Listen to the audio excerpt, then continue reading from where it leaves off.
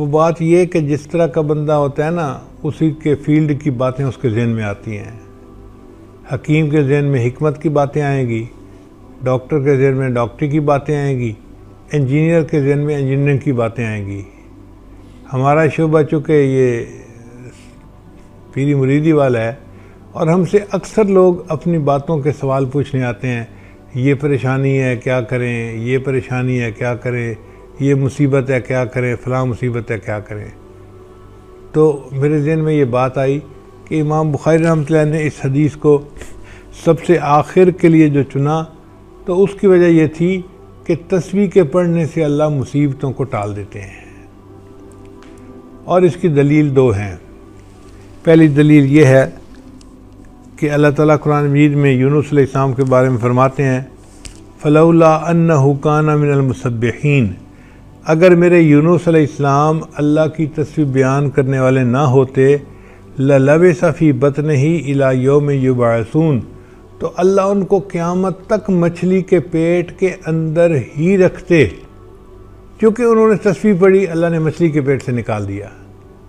تو بھائی انسان بھی تو مصیبتوں کی مچھلی کے پیٹ میں پھنسا ہوتا ہے، کوئی بندہ قرضے کی مچھلی کے پیٹ میں پھنسا ہوتا ہے، کوئی بندہ کسی اور مچھلی کے پیٹ میں پھنسا ہوتا ہے۔ تو جب وہ تسبیح پڑھے گا تو اللہ اس مصیبت کی مچھلی کے پیٹ سے اس کو نکال دیں گے اور مصیبت کو دور فرما دیں گے۔ اور دوسرا یہ کہ ان سعید رحمۃ اللہ فرماتے ہیں، وہ فرماتے ہیں کہ بلغنی، مجھے یہ بات پہنچی ہے، ان عمر جلد رجلا یوم،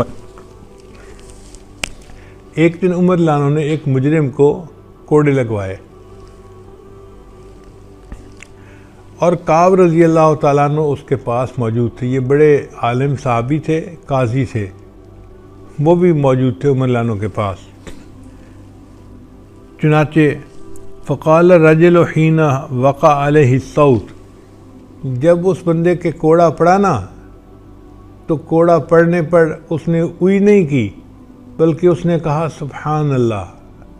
یعنی اس زمانے کے مجرم لوگ بھی ایسے تھے کہ ان کی زبانوں سے اوٹ پٹانگ لفظ نہیں نکلتے تھے۔